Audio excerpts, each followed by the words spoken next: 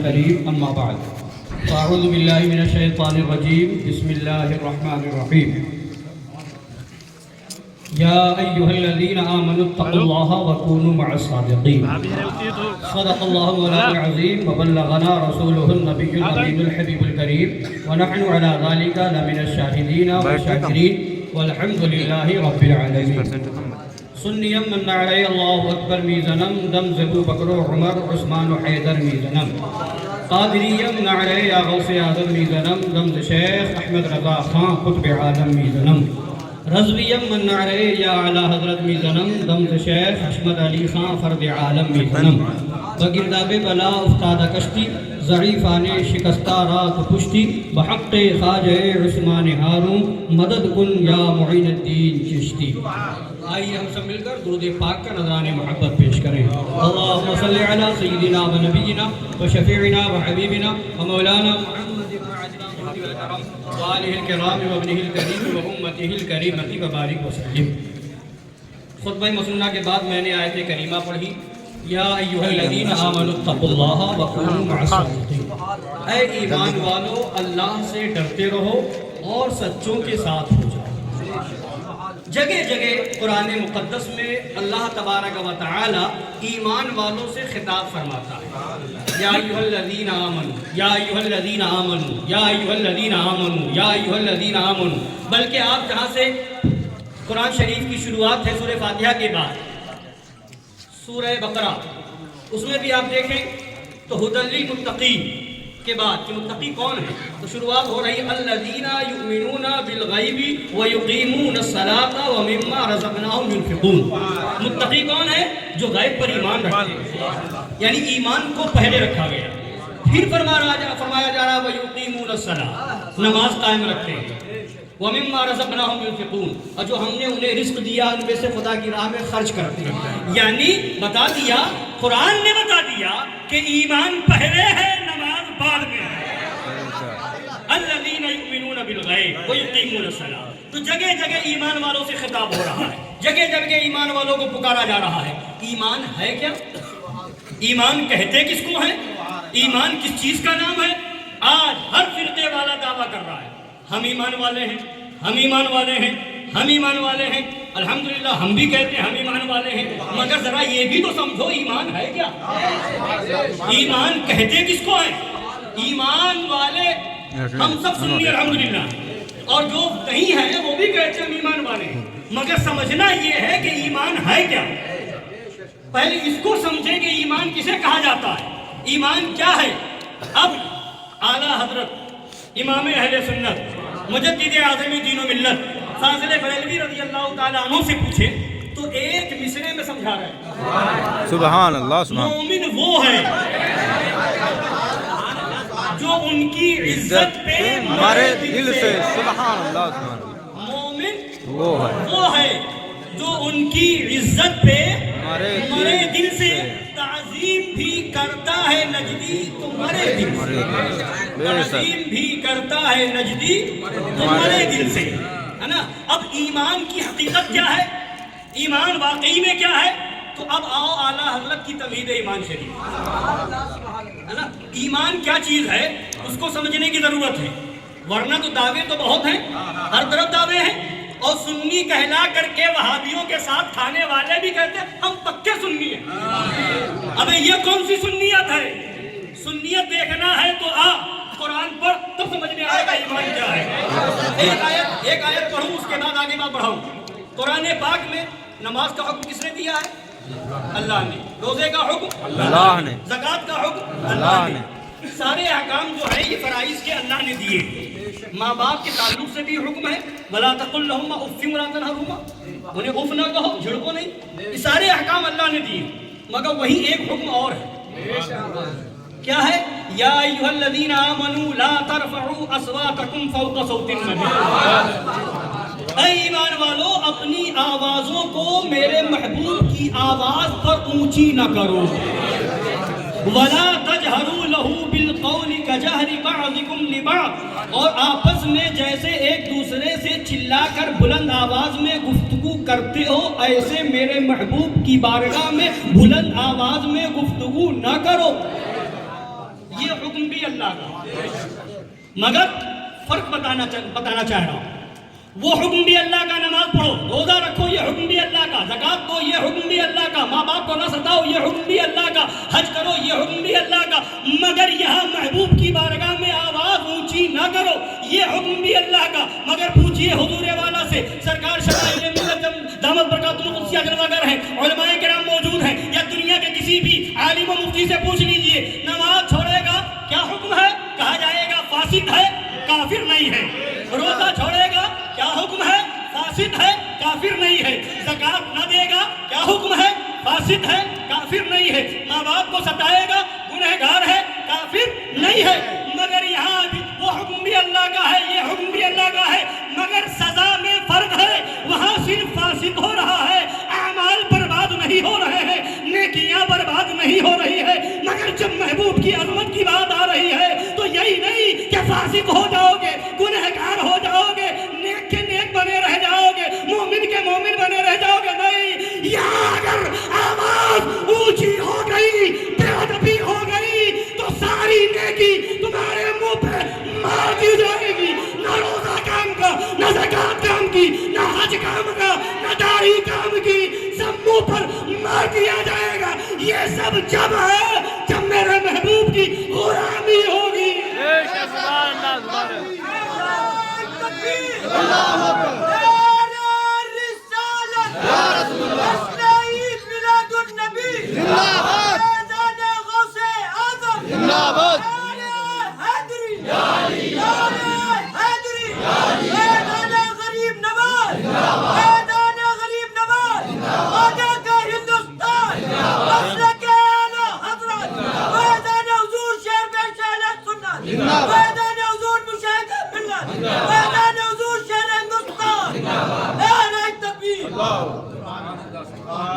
حکم وہ بھی اللہ کا، حکم یہ بھی اللہ کا، سزا میں فرق ہے. وہاں باقی نیکی برباد نہیں ہوگی، یہاں باقی نیکی سب برباد ہو جائے گی. مولا ماجرا کیا ہے؟ وہ حکم بھی تیرا تھا، یہ حکم بھی تیرا ہے، سزا میں فرق کیوں ہے؟ تو جواب ملے گا، میں نے نماز کا حکم دیا تھا، معاملہ میرا اور تیرا تھا، عبادت میری تھی، سجدہ میرا تھا، معاملہ میرا تیرا تھا. روزے کا حکم میں نے دیا تھا، معاملہ میرا تیرا تھا. زکات کا حکم میں نے دیا تھا، معاملہ میرا تیرا تھا. مگر یہاں معاملہ میرا تیرا نہیں، محبوب کا معاملہ ہے، یہاں نہیں بخشا جائے گا. نماز چھوڑ کے آئے گا بخش دوں گا، روزہ چھوڑ کے آئے گا جنت دے دوں گا. زکات نہیں دے گا، سزا دے کر کے یا بدیے بغیر میری مرضی جنت ضرور دوں گا. مگر نبی کی توہین ہو گئی تو سوائے جہنم کے کوئی ٹھکانہ نہیں ہے.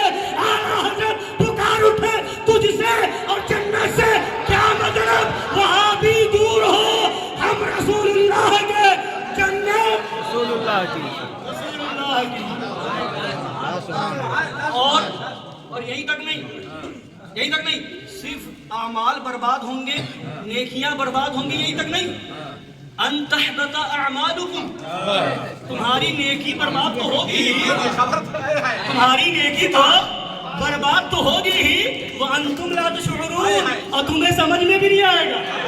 سمجھے بیٹھے رہو کہ وہاں نمازی ہوں مگر وہاں کھلے گا کچھ نہیں ہے. سمجھے بیٹھے رہو گے پکا روزے دار ہوں، وہاں کھلے گا کچھ نہیں ہے.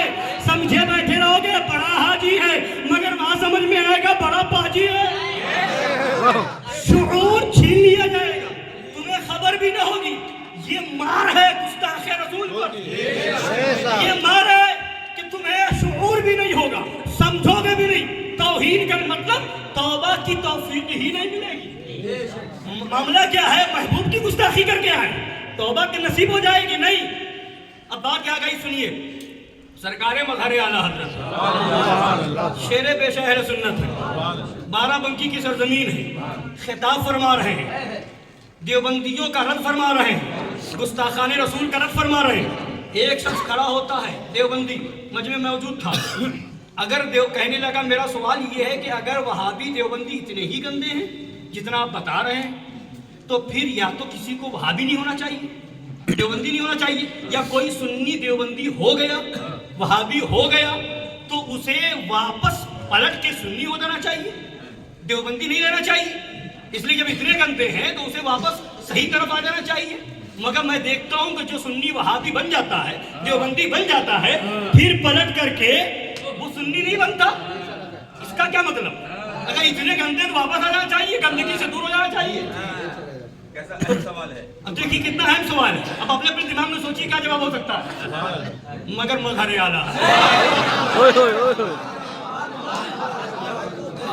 فرمایا بیٹھ جاؤ, تقریر کے بعد تمہارا جواب دیا جائے گا. جواب تو تقریر ہی میں دینا تھا, مگر بٹھایا اس لیے کہ لوگ یہ سوچ رہے, جب ابھی آپ لوگ سوچ رہے ہوں گے کیا جواب ہوگا نا, یہ لوگ وہاں بھی لوگ سوچ رہے ہیں کیا جواب ہوگا. پھر کھڑا ہوا نہیں حضرت جواب دیجیے, پھر بٹھا دیا. اب لوگوں کی فکر اور بڑھ گئی, خواہش اور بڑھ گئی کہ جلدی حضرت جواب کیوں نہیں دے رہا ہے. دوبارہ پھر بٹھا دیا, تیسری بار پھر کھڑا ہوا. تو حضرت بار بار اس لیے بٹھا رہے تھے تاکہ لوگوں کو صحیح طریقے سے سوال سمجھ میں آ جائے. اب جتنی زیادہ خواہش بڑھے گی ہے نا, پھر میں جواب دوں گا تو جواب بھی سمجھ میں آئے گا. فرمایا اب جواب سنیے. فرمایا کہ سنو, تم نے کہیں دیکھا ہے بریانی بنتے ہوئے؟ تو کہا دیکھا ہے. فرمایا بریانی بڑی آسانی سے بن جاتی ہے؟ کہا نہیں, بڑی مشکل سے بریانی بنتی ہے. پہلے اس میں خوب اچھی طریقے سے تیل کو کھولایا جاتا ہے, مسالے کو اس میں بھونا جاتا ہے, پھر اس کے اندر گوشت کو بھی بھونا جاتا ہے, پھر چاول اس میں ڈالا جاتا ہے, اور بھی جتنی چیزیں ہوتی ہیں, مسالے وغیرہ ساری چیزیں. اب خوشبودار بریانی تیار ہو. اب لوگوں نے کھایا. اب کھانے کے بعد کیا انجام ہوتا ہے؟ وہی بریانی جو خوشبودار تھی اب کھانے کے بعد کیا ہو گئی؟ بولیے کیا ہو گئی؟ پیٹ میں جانے کے بعد کیا ہو گئی؟ وہی بریانی نجاست بن گئی. وہی بریانی اب نجاست بن کے جب نکلی, اب تم لاکھ کوشش کر لو وہ نجاست پھر بریانی بن جائے, وہ دوبارہ بریانی بن جائے تو نہیں ہو سکتا. جب تک سنی تھا خوشبودار تھا, جب گستاخی کر کے بدبودار بن گیا تو اب وہ اچھا نہیں ہو سکتا.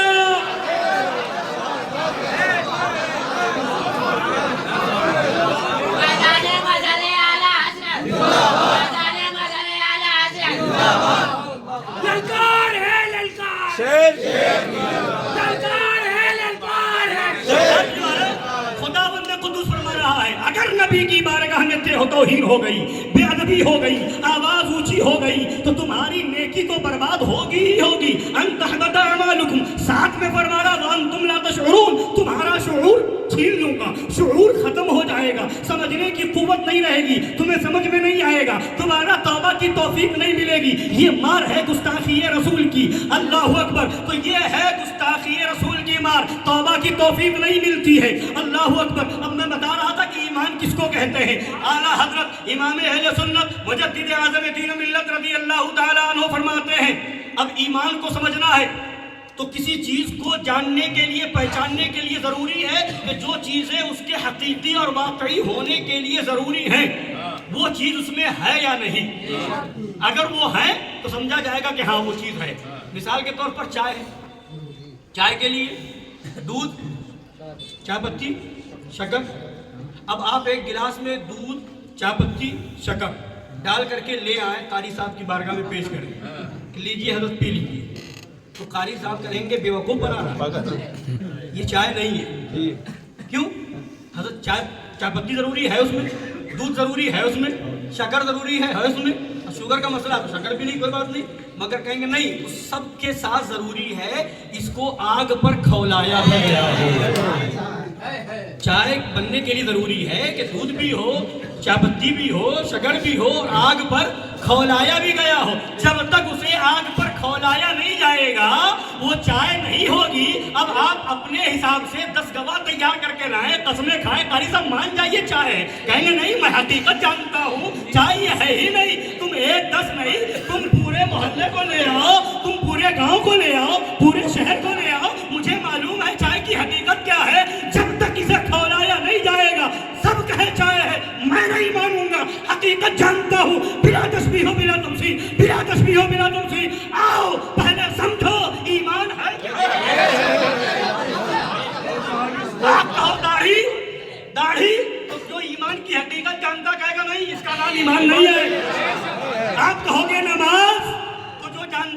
کہیں گے یہ نماز ایمان نہیں ہے.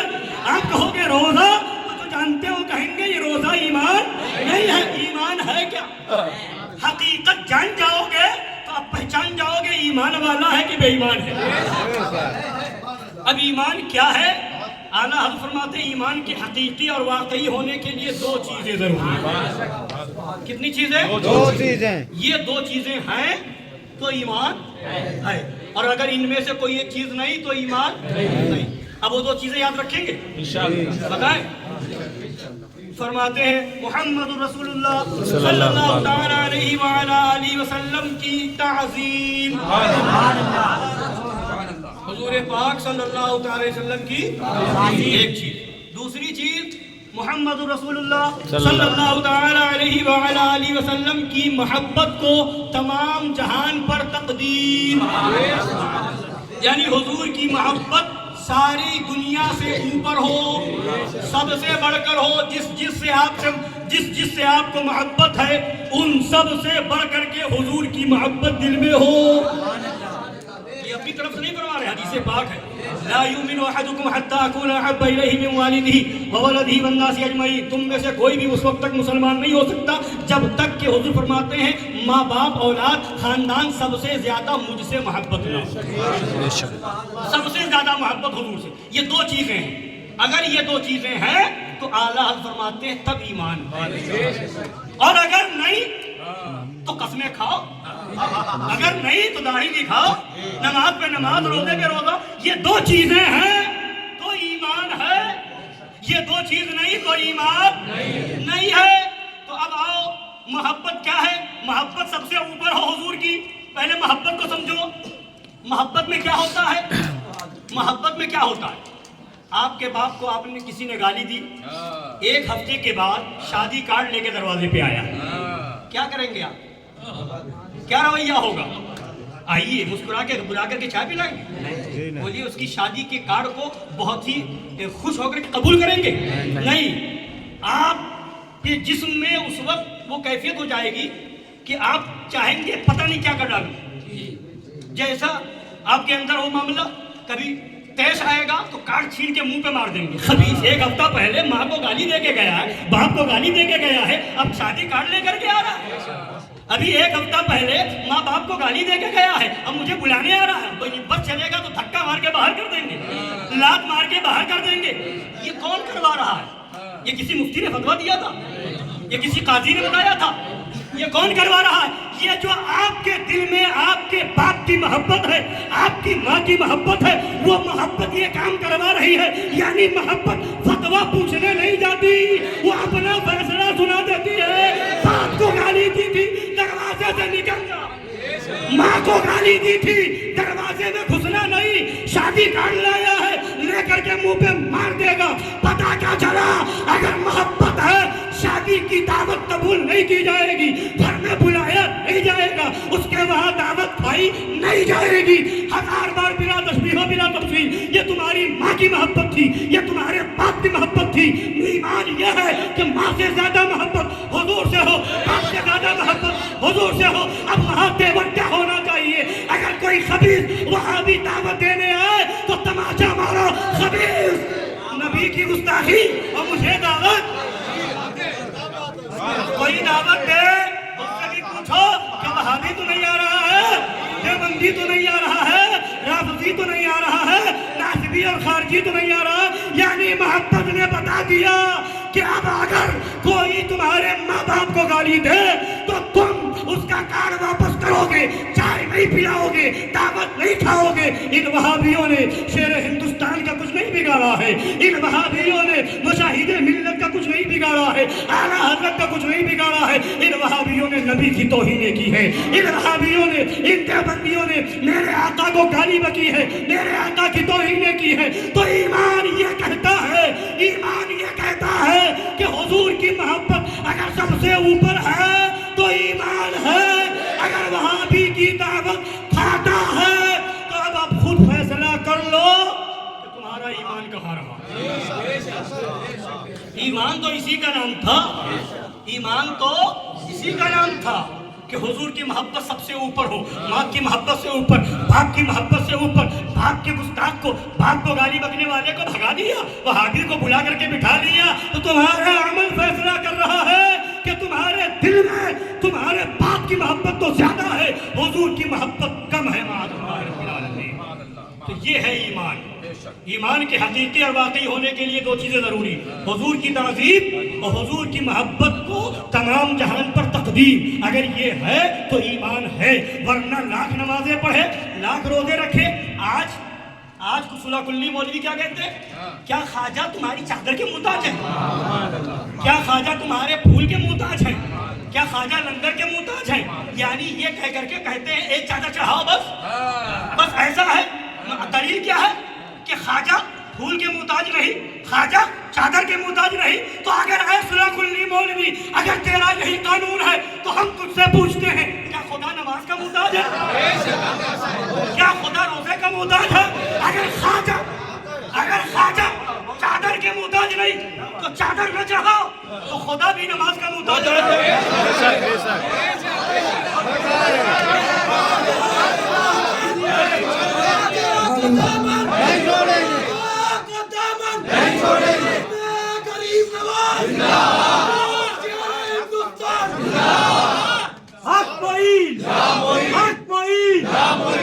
خواجہ چادر کے محتاج نہیں، خدا نماز کا محتاج نہیں، محتاج ہم ہیں۔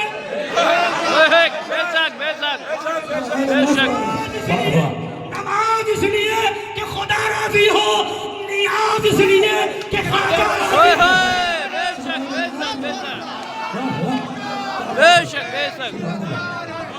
خواجہ کا ہندوستان، نہ ہم نماز چھوڑیں گے، نہ ہم نیاز اور چادر چھوڑیں گے۔ خواجہ کا ہم لنگر بھی کریں گے، نیاز بھی دلائیں گے، چادر بھی چڑھائیں گے، اور صلح کلیوں کو چلاتے تھے، چلاتے ہیں اور چلاتے رہیں گے۔ اس لیے ایمان سب سے پہلے ضروری ہے، عقیدہ سب سے پہلے ضروری ہے۔ اے سنی مسلمانوں، ایمان دیا ہے تو غریب نواز نے، عقیدہ دیا ہے تو غریب نواز نے، ہمیں اسلام ملا ہے تو بارگاہ غریب نواز سے، ہمیں دولت ملی ہے تو بارگاہ غریب نواز سے۔ سب چھوٹ سکتے ہیں، غریب نواز کی چوکھٹ نہیں چھوٹے گی۔ یہاں حاضری نہ بھی ہو پائی تو ہم اپنے گھر میں یاد کریں گے، خواجہ کے مشن پر رہیں گے، فیضان وہی ملے گا۔ فیضان تو سب سے پہلے مین چیز ضروری کیا ہے؟ عقیدہ۔ اہم چیز ہے ایمان۔ نماز، روزہ، حج، زکوٰۃ یہ سب ایمان کے بعد ہے۔ تو اس لیے شیر ہندوستان جو بار بار فرماتے ہیں ایمان بچاؤ، ایمان بچاؤ، ایمان بچاؤ، کیوں؟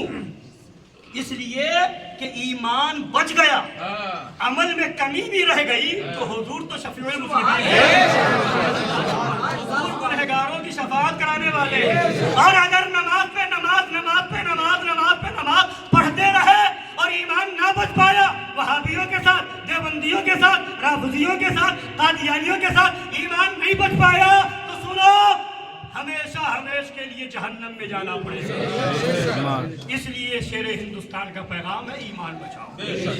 ایمان بچ گیا تو خواجہ بچانے والے آ گئے، ایمان بچ گیا تو غوث اعظم بچانے والے ہیں، ایمان بچ گیا تو مولا علی بچانے والے ہیں، شہید کربلا بچانے والے ہیں، سرکار صدیق اکبر بچانے والے ہیں۔ ایمان بچ گیا تو میرے آقا کا لقب ہی ہے شفیع المذنبین، میرے آقا کا نام ہی ہے شفیع المذنبین۔ اور اعلیٰ حضرت نے یہی تو بتایا، یہی تو سمجھایا، یہی بتا اعلیٰ حضرت فرماتے ہیں مجھ سا گنہگار تم سا شفیع ہے کہا، پھر وہ تجھی کو بھول جائے دل یہ کو تیرا گمان۔ السلام علیکم۔ 5 شعر پڑھوائیے سب کو۔